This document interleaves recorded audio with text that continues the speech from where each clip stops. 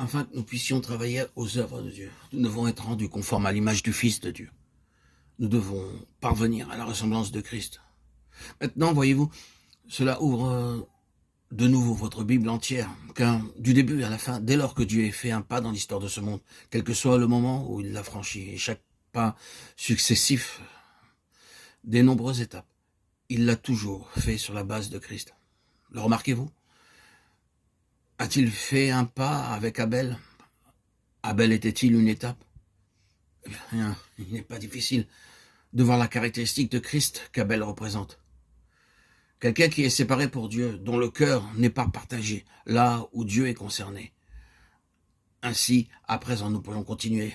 Mais, voyez-vous, chaque nouvelle étape avec chaque nouvel homme, au commencement, chaque nouvel homme, Abel, Enoch, Noé, Abraham et ainsi de suite, a conduit jusqu'au peuple d'Israël, jusqu'aux Lévites.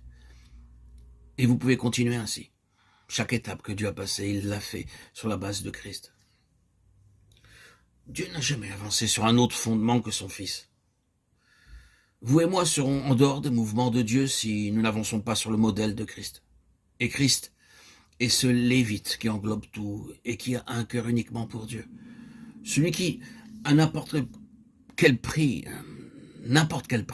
prouvera que son cœur est tout entier pour Dieu et qui réagira de manière violente contre toute insinuation de l'ennemi qui voudrait enlever quelque chose au Père. Suivant ce principe, les Lévites l'ont fait lorsqu'ils prirent l'épée. Ce fut une réaction violente contre une intrusion visant à ôter quelque chose qui appartenait à Dieu. Voilà Christ. Voilà Christ. De sorte qu'être appelé à une communion avec le Fils de Dieu consiste à être appelé à une position lévitique, d'une séparation absolue pour Dieu. D'un cœur sans réserve pour Dieu, à une réaction contre tout ce qui s'en prendrait à ce qui est de Dieu, qui déshonorerait son nom, et à toute autre chose que le Lévite symbolise. Désormais, je crois que vous saisissez la vérité, la pensée, l'idée. Les informations sont multiples, tous les détails sont trop nombreux pour couvrir ce domaine. Mais voilà où nous en sommes, ce à quoi nous sommes confrontés. Le Seigneur voudrait franchir de nouvelles étapes. Le Seigneur souhaiterait avancer. Le Seigneur désirerait conduire son peuple en avant.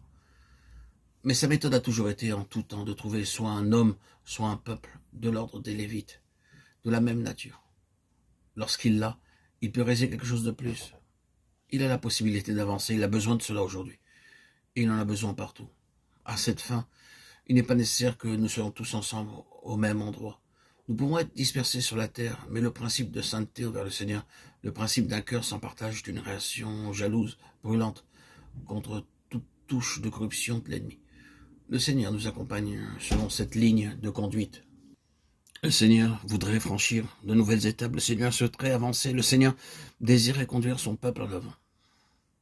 Et sa méthode a toujours été en tout temps de trouver soit un homme, soit un peuple de l'ordre des Lévites, de la même nature. Lorsqu'il l'a, il peut réaliser quelque chose de plus.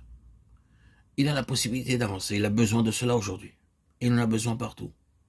À cette fin, il n'est pas nécessaire que nous soyons tous ensemble au même endroit, nous pouvons être dispersés sur la terre. Mais le principe de sainteté envers le Seigneur, le principe d'un cœur sans partage, d'une réaction jalouse, brûlante, contre toute touche de corruption de l'ennemi. Le Seigneur nous accompagnera selon cette ligne de conduite. Il ne peut nous accompagner bon gré mal gré. Je pense que vous savez que nous avons une idée trop bon marché du service du Seigneur et de notre relation avec lui. Trop bon marché, simplement trop facile. N'importe qui conviendra, n'importe quoi, fera l'affaire, la plupart. Oh, non.